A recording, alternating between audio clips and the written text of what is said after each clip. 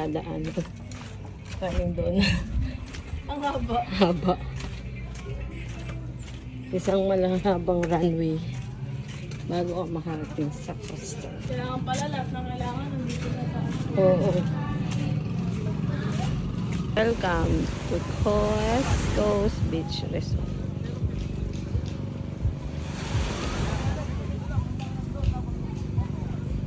Ito na kami sa pangalawang resort. So, modo.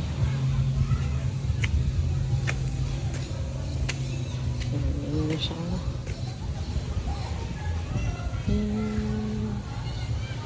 Tapos meron video okay bar. As in, ang kanilang lounge. Ito yung kanilang view pag dito ka. Kami na sa second resort. Ayun, doon na sila. Ito naman. Sila hindi makakakya.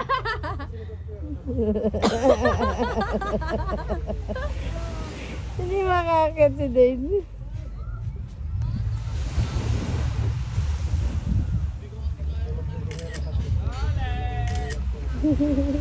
Sira ulo. Hindi sila. Ang hirap pa naman na makyat. Ang hirap kaya umakyat sa ganyan, kala mo. Alam mo nung...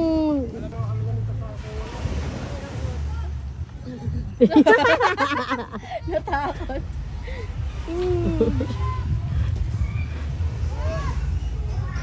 Hindi nakita yung ano.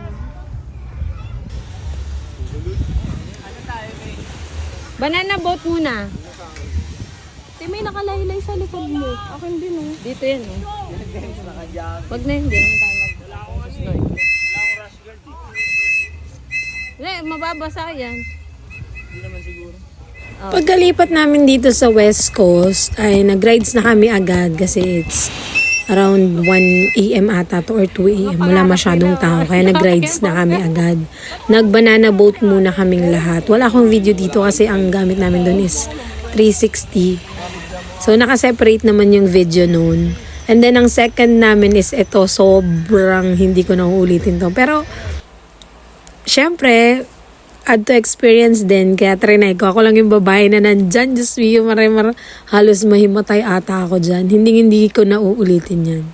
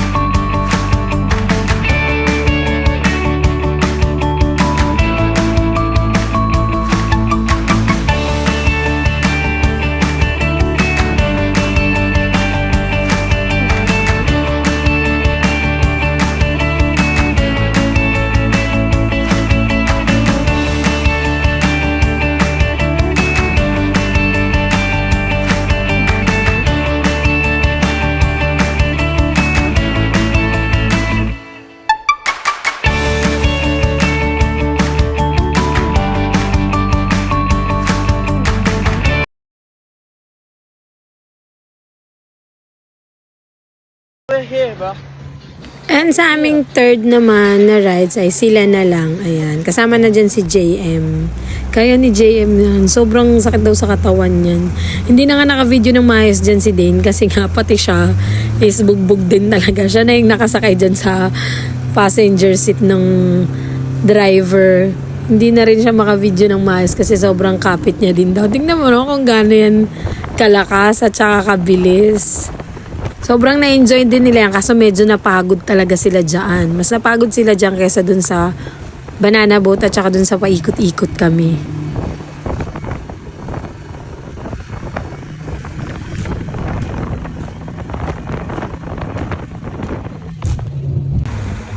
Yan, kakatapos lang nila.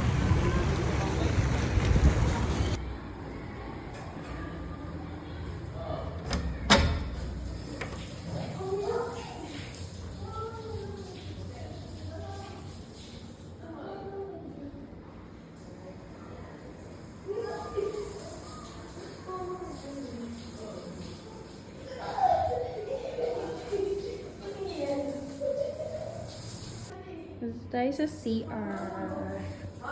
Sa CR. Buksan Kim.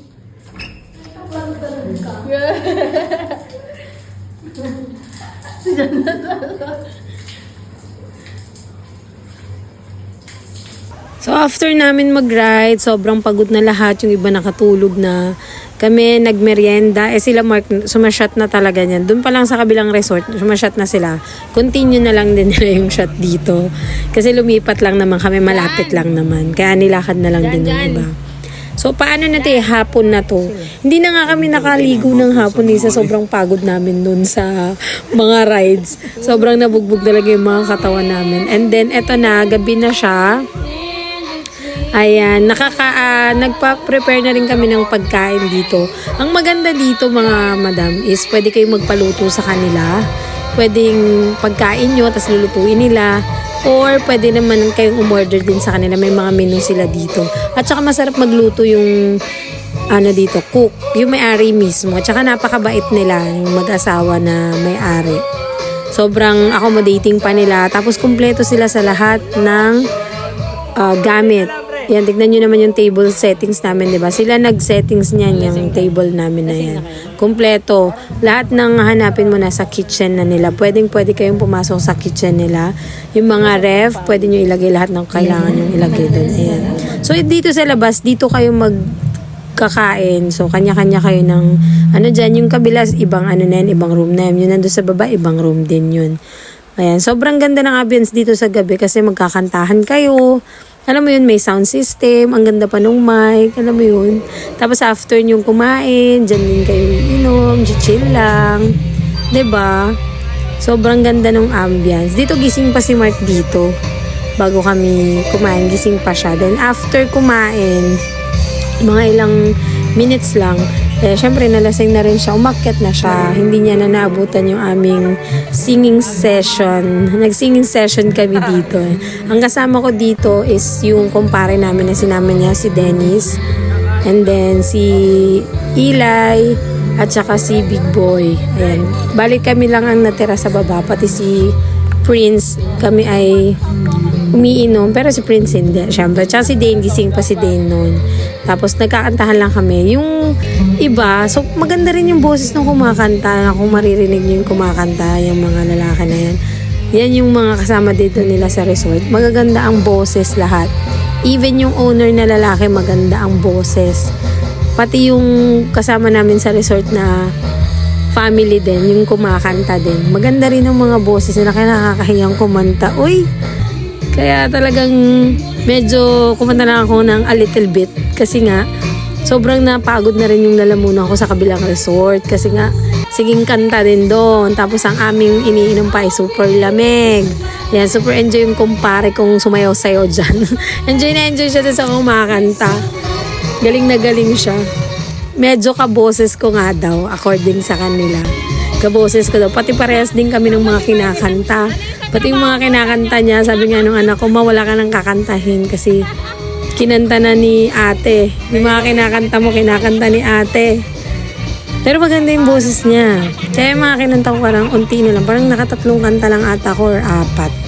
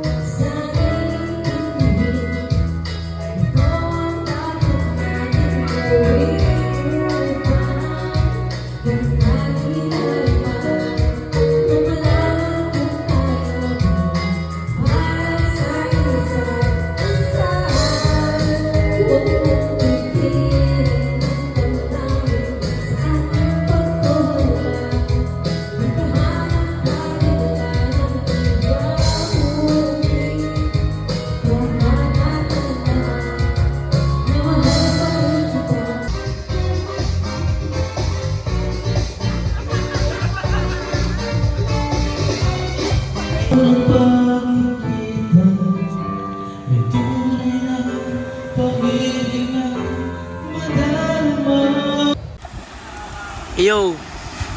Yo tayo, Jo.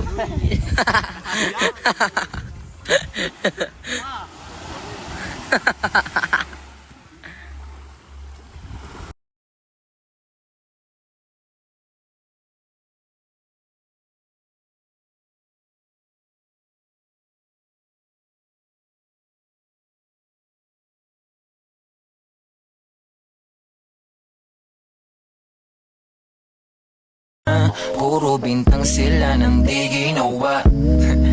Ako kampante at sa karma handa. Di dumipensa sa patatang ako na yung mali. Kung pumanye ka sa kanila, sino mas madali? At meron ngang nagpa-fire sa kabilang resort. So kami naman takbo agad. Kaso nga lang medyo na-late ako. Hindi ako nakapagpa-picture. Ano ba naman yan? Ang saya.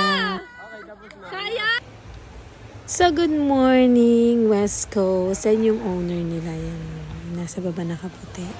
Ayan. Siyempre maaga nagising si Mark at saka si Dane. Lagi yan sila dalawa laging maaga magising. Nag-coffee muna kami ni Mark dito. 'Di ba ganyan yung ambience mo kapag umaga. Ayan, ang aking Jusawa. Ayan, nag-coffee muna kami. Okay.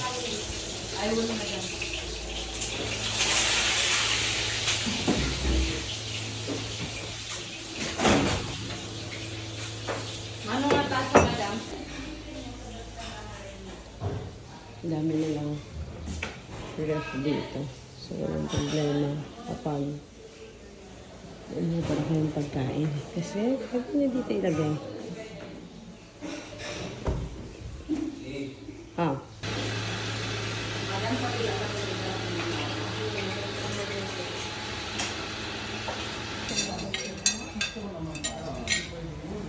Follow to itlog. Ako lang magsan. Ay, kuha ko pa. Bigyan mo na.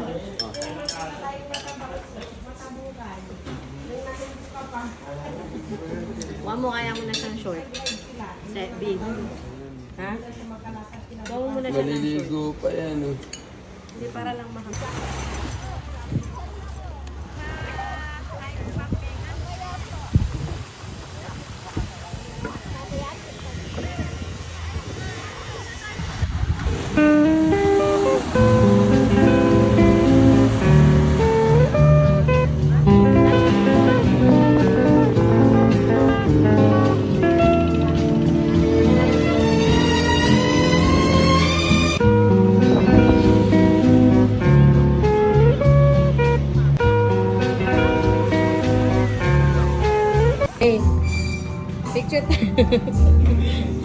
tayo doon, dali.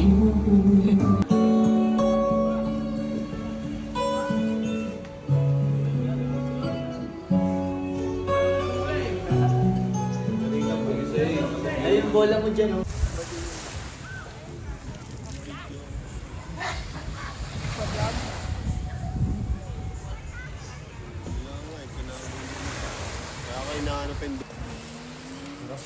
Let's go now. Bakit kami ay aalis na. Super highly recommended. West Coast. So yun, natatandaan mo ulit. Paglalabas ka. Saan ka galing?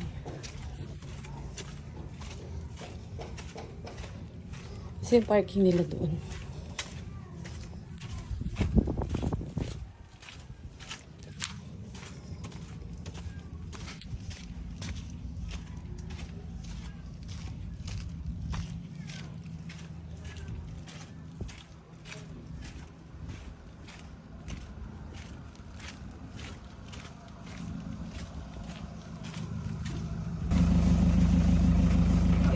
We're going home na.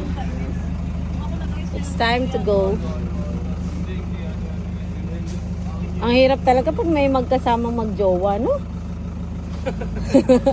Lagi nag-aaway, matutulog na lang, mag-aaway pa sila. Hindi na ako magsasalita.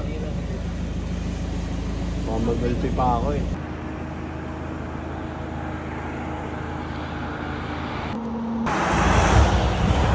Sa eatery. Kami mag-lunch.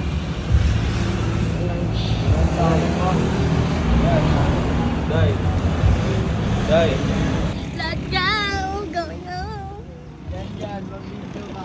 Good boy. Take a video. Good boy. Ibigyan ako niyan. Good boy.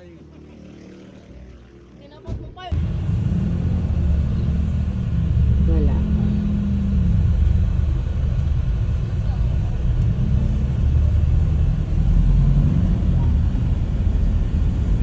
So, sobrang traffic din ito. Kaya marami ring tao sa mga staff over sa mga kainan. Pero nag-dinner pa rin kami kasi nga nagugutom na din kami. And also si Marcus medyo pagod na at inaantok na rin. Kaya kailangan namin mag-staff over. Ayan. Dito kami kumain. Tingnan nyo naman ang haba ng pila, diba? So, yun. Nagkape na rin siya. And then, pauwi na rin kami nito. Grabe ang tao. Dito kami sa staff over. Twice kami nag-staff over kasi inaantok talaga si Mark. So, kailangan namin bumili ng kape.